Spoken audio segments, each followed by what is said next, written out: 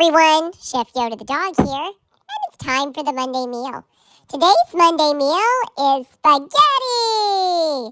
It's another recipes.instapot.com recipe that my mom found called spaghetti for a crowd. And it's a lot of spaghetti. And we have leftovers, and that's awesome because my mom likes having leftovers. Also, I loved it because she broke up the spaghetti to put it in the Instapot, and I got all the pieces she dropped of dried spaghetti. It was delicious. This recipe turned out really good, and everybody liked it, so you should definitely give it a try. If you like this video, please give us a thumbs up, and if you haven't subscribed to our channel already, please do so. We would really appreciate it. Chef Yoda the dog out. All right, as Yoda said, we're making spaghetti for a crowd. This is from the Instapot website, recipes.instapot.com.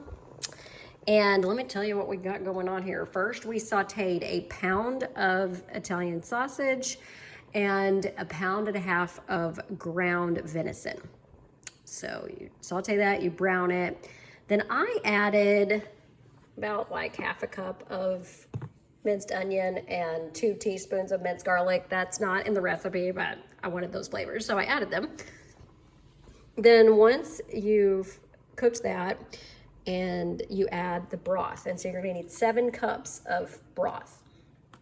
And then you scrape the brown bits off the bottom, stir it up, then you add in the marinara sauce, or if you want to spice it up, it said you could do half marinara and half Alfredo. So I did Primal Kitchen's no dairy garlic Alfredo sauce for half of it, and then Prego traditional red sauce for half. So we did, it was like, it's 2 24-ounce bottles, so we did 6 cups total of pasta sauce, half and half. And then you do a teaspoon of salt, so we use sea salt and a teaspoon of pepper. And now you let it saute until steam starts to rise from it, which it is now. I don't know if you can tell that or not, but there is. So we're gonna use gluten-free spaghetti, and you have to use 2 pounds of spaghetti. I had 2 boxes of 12 ounce, that's what I got, in gluten-free. So you're supposed to lay them in a cross-hatch pattern on top of the sauce. So I'm gonna do that and then show you what to do. All right, here's our cross-hatch pattern. I had to break the spaghetti a little bit to get it to fit, but it's 2 packages of this, gluten-free. Yoda got all the dried spaghettis that I couldn't get to. So now we do, let's see, manual. And then you do 5 minutes.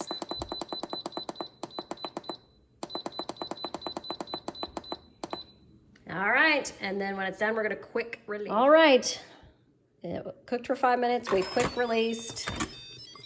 Now we're gonna open the lid. Open the lid.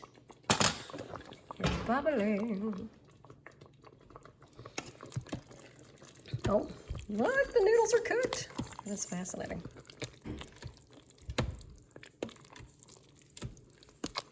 Okay, so I'm done at this point.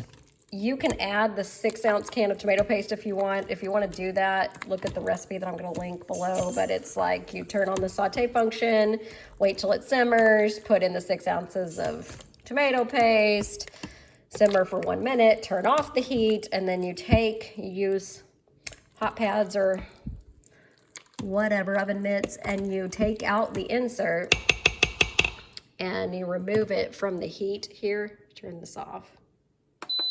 But you remove it from the heat and set it on a rack to cool for 5 minutes. Then you serve it with Parmesan cheese. So this is the finished product. It's done. It smells delicious. A great amount of spaghetti. Yay. Woohoo. We're gonna have leftovers. Happy Monday.